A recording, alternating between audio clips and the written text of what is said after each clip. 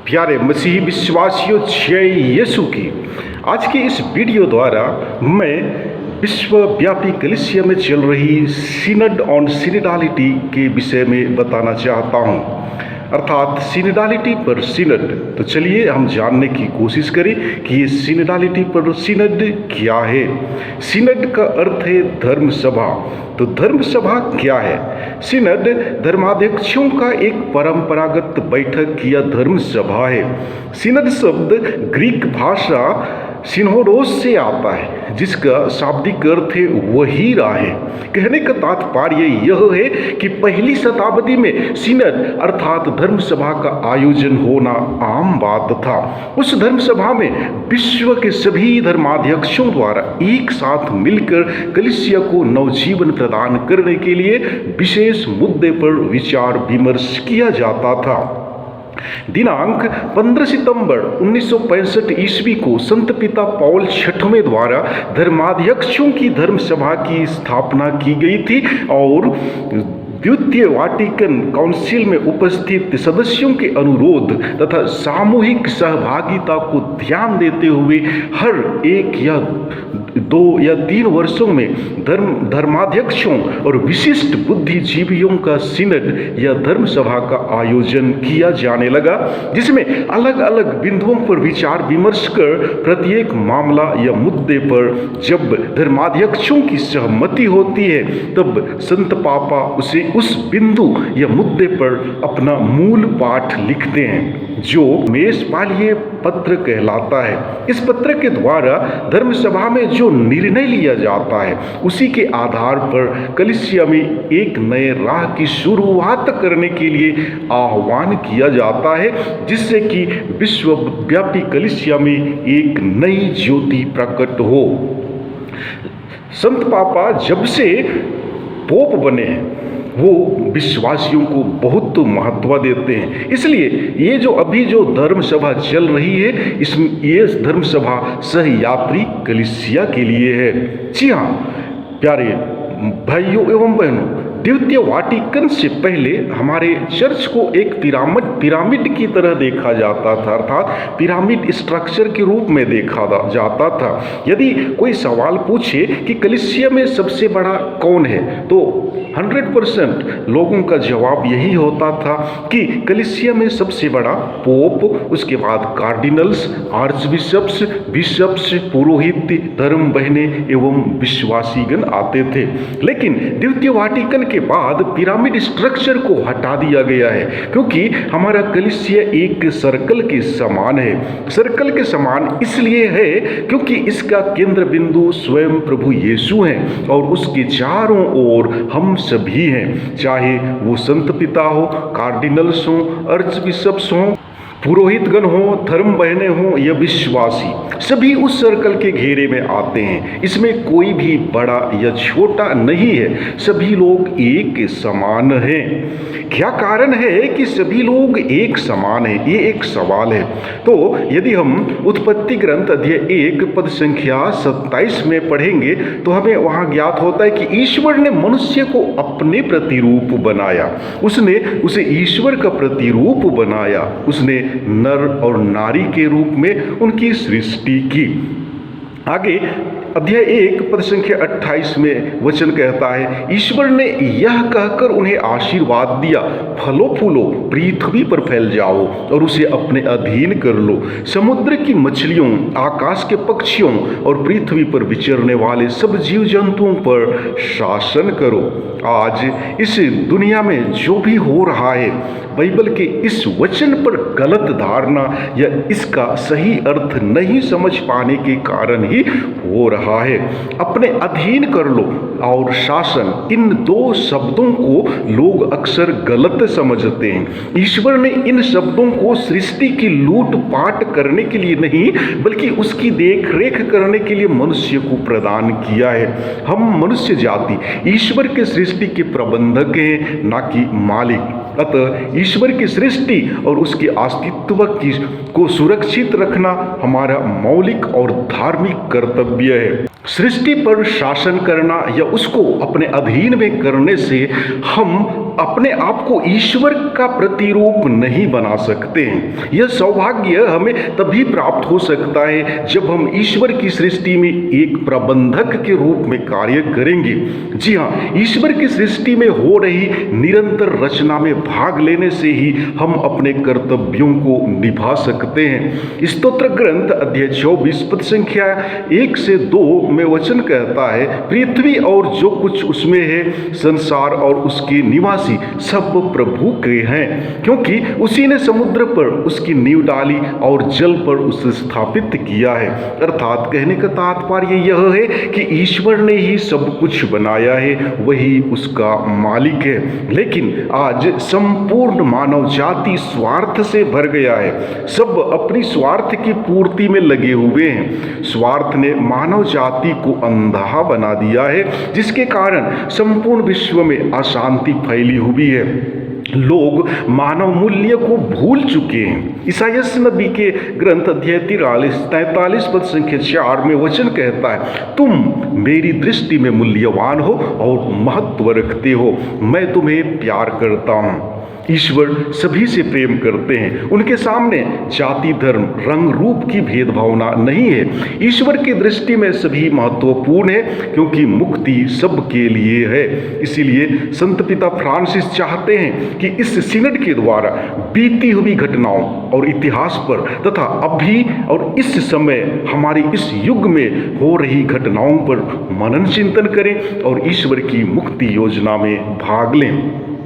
ईश्वर की मुक्ति योजना में सिर्फ ख्रिस्त विश्वासी ही नहीं वरन संपूर्ण मानव जाति सम्मिलित हैं। जब हमारे आदि माता पिता पाप में गिरकर मृत्यु में प्रवेश किए, तभी ईश्वर ने उन्हें पाप एवं मृत्यु से मुक्ति प्रदान करने के लिए एक मुक्तिदाता को इस संसार में भेजने का वादा किया तथा उस योजना को पूरी करने के लिए उसने यहूदियों को चुना। और कई वर्षों के इंतजार के बाद मां मरियम की कोख से प्रभु यीशु ख्रिस्त का जन्म हुआ। संत योहन अपने सुसमाचार अध्याय 1 पद संख्या 1 में हमें बताते हैं कि अब्बा पिता ईश्वर की मुक्ति योजना को पूरी करने के लिए प्रभु यीशु ख्रिस्त, जो ईश्वर के पुत्र थे, ईश्वर के साथ थे और स्वयं ईश्वर थे, मानव जाति को पाप एवं मृत्यु से मुक्ति दिलाने के लिए मानव रूप धारण किया। और इतना ही नहीं, उन्होंने हम मनुष्य जाति के खातिर क्रूस पर अपने प्राणों की बलि चढ़ा दी। जब प्रभु यीशु ख्रिस्त ने अब्बा पिता ईश्वर की मुक्ति योजना को पूरी करने के लिए कार्य करना शुरू किया, तो उस कार्य में वे अकेले नहीं थे। उन्होंने मानव जाति का सहारा लिया। इसीलिए उन्होंने 12 प्रेरितों एवं 72 शिष्यों का चुनाव किया। और जब ईश्वर की मुक्ति योजना को पूरा करने का समय आया, तब उन्होंने अपने जन्म स्थान नाजरेत से यरूशलेम की यात्रा में निकले। उस यात्रा में सिर्फ प्रभु यीशु ख्रिस्त ही नहीं थे, बल्कि उनके साथ उनके 12 प्रेरित, 72 शिष्य विश्वासीगण, जिसमें छोटे बच्चे, लंगड़े, लूले, अंधे, भिखारी, कई तरह की बीमारियों से शुद्ध एवं चंगे किए गए लोग तथा युवाजन, बड़े बूढ़े, अलग अलग जाति तथा रंग रूप सब प्रकार के लोग उस यात्रा में सम्मिलित थे। इस प्रकार हमें ज्ञात होता है कि प्रभु यीशु ख्रिस्त अपने अब्बा पिता ईश्वर की मुक्ति योजना को पूरी करने के लिए नाजरेत से यरूशलेम की यात्रा किए, जिसमें वे अकेले नहीं बल्कि कई प्रकार के लोग भी सम्मिलित थे। आज हम क्रिस्तीय नए यरूशलेम की यात्रा में हैं। हम क्रिस्तियों के जीने का मकसद है नए यरूशलेम में प्रवेश करना, अर्थात अनंत जीवन की यात्रा में सम्मिलित हैं। और इस यात्रा में हम अकेले नहीं वरन संपूर्ण मानव जाति सम्मिलित है। इसलिए संत पिता फ्रांसिस ने 2021 से 2023 तक चलने वाली धर्म सभा को सहयात्री कलीसिया के लिए लागू किया है, जिसमें हर एक व्यक्ति महत्वपूर्ण है। सिनड ऑन सिनेडालिटी अर्थात सहयात्रा पर धर्म सभा। सिनेडालिटी यानी journeying together, walking together and listening to others. अर्थात सिनेडालिटी का अर्थ है एक साथ यात्रा करना या एक साथ चलना या एक साथ मिलके जाना या एक दूसरे को सुनना ही सिनेडालिटी है। इस धर्म सभा के द्वारा सहयात्री कलीसिया के लिए 3 मुख्य विषय या बिंदु हैं। पहला कम्युनियन, दूसरा पार्टिसिपेशन और तीसरा मिशन अर्थात बंधुत्व, सहभागिता और मिशन। इन तीनों बिंदुओं को समझने के लिए हमें प्रेरित चरित्र अध्याय 4 पद संख्याएं 32 से 35 तक के वचनों को समझने की जरूरत है, जहां वचन कहता है, विश्वासियों का समुदाय एक हृदय और एक प्राण था। कोई भी अपनी संपत्ति अपनी ही नहीं समझता था, जो कुछ उनके पास था उसमें सभी का साझा था। प्रेरित बड़े सामर्थ्य से प्रभु ईसा के पुनरुत्थान का साक्ष्य देते रहते थे और उन सब पर बड़ी कृपा बनी रहती थी। उनमें से कोई कंगाल नहीं था, क्योंकि जिनके पास खेत या मकान थे वे उन्हें बेच देते और कीमत लाकर प्रेरितों के चरणों में अर्पित करते थे। प्रत्येक को उसकी आवश्यकता के अनुसार बांटा जाता था। यहाँ पर हम संत पापा द्वारा लागू किए गए सिनिडालिटी पर जो 3 बिंदु दिए गए हैं, कम्युनियन, पार्टिसिपेशन और मिशन अर्थात बंधुत्व, सहभागिता और मिशन, इन तीनों बिंदुओं की झलक प्रारंभिक ख्रिस्तियों के जीवन में हम स्पष्ट रूप से देख सकते हैं। जी हाँ, वचन कहता है, विश्वासियों का समुदाय एक हृदय और एक प्राण था। यहाँ पर हम उनके बीच में जो बंधुत्व या एकत्व तथा सहभागिता थी स्पष्ट रूप से देख सकते हैं। कोई भी अपनी संपत्ति अपनी ही नहीं समझता था, जो कुछ उनके पास था उसमें सभी का साझा था। इस वाक्य से हमें ज्ञात होता है कि प्रारंभिक विश्वासी मिशन के प्रति बहुत ही उत्सुक एवं जागरूक थे। सवाल आता है, कौन सी मिशन? पद संख्या 33 कहता है, प्रेरित बड़े सामर्थ्य से प्रभु ईसा के पुनरुत्थान का साक्ष्य देते रहते थे और उन सब पर बड़ी कृपा बनी रहती थी। अर्थात मिशन और कुछ नहीं बल्कि प्रभु के पुनरुत्थान का संदेश सुनाना है, यानी ईश्वरीय प्रेम का संदेश को सुनाना। जी हाँ, संत योहन अध्याय 3 पद संख्या 17 में हमें बतलाते हैं कि ईश्वर ने अपने पुत्र को संसार में इसलिए नहीं भेजा कि वह संसार को दोषी ठहराए, उसने उसे इसलिए भेजा है कि संसार उसके द्वारा मुक्ति प्राप्त करे। अतः प्रभु के शिष्य होने के नाते हमें भी प्रारंभिक ख्रिस्तियों की तरह मजबूत एवं दृढ़ बनने की जरूरत है तथा ईश्वरीय प्रेम के संदेश को दुनिया के अंतिम छोर तक फैलाने के लिए हमेशा कोशिश करते रहना है। सवाल है कि कम्युनियन, पार्टिसिपेशन और मिशन अर्थात बंधुत्व, सहभागिता और मिशन, इन तीनों बिंदुओं को हम अपने परिवार में, गांवों में, पल्ली में कैसे बढ़ावा दे सकते हैं, या हमें क्या करना चाहिए कि हमारे परिवार में, गांव में, पल्ली में एकत्व या बंधुत्व और सहभागिता के द्वारा ईश्वर के मिशन कार्य को आगे बढ़ाने में मदद कर सकते हैं। BEC अर्थात बेसिक एक्लेसियल कम्युनिटीज अर्थात लघु ख्रिस्तीय समुदाय की बैठक द्वारा हम ख्रिस्तियों के बीच बंधुत्व और सहभागिता को लाने का प्रयास करना है। जिस प्रकार से प्रारंभिक ख्रिस्तीय प्रेरित चरित्र अध्याय 5 पद संख्या 12 से 14 में वचन कहता है, सब विश्वासी एक हृदय होकर सुलेमान के मंडप में एकत्र हो जाया करते थे। दूसरे लोगों में किसी को भी उनमें सम्मिलित होने का साहस नहीं होता था। हालांकि जनता उनकी बड़ी प्रशंसा करती थी। विश्वास करने वालों की संख्या बढ़ती जा रही थी। पुरुषों तथा स्त्रियों का एक बड़ा समुदाय प्रभु की कलीसिया का सदस्य बन गया। प्यारे भाइयों बहनों, बहुतों से यह सुनने को मिलते हैं कि लघु ख्रिस्तीय समुदाय की बैठक बहुतों के लिए समय की बर्बादी या बोरिंग का समय होता है। यह इसलिए क्योंकि लोग ईश्वरीय वचन के महत्व को नहीं समझ पाए हैं। वास्तव में देखा जाए तो ईश्वर का वचन हम ख्रिस्तियों के लिए जीवन का आधार है। जैसे कि इब्रानियों के नाम पत्र अध्याय 4 पद संख्या 12 में संत पौलुस लिखते हुए कहते हैं, क्योंकि ईश्वर का वचन जीवंत, सशक्त और किसी भी दुधारी तलवार से तेज है। वह हमारी आत्मा के अंतरात्मा तक पहुंचता और हमारे मन के भावों तथा विचारों को प्रकट कर देता है।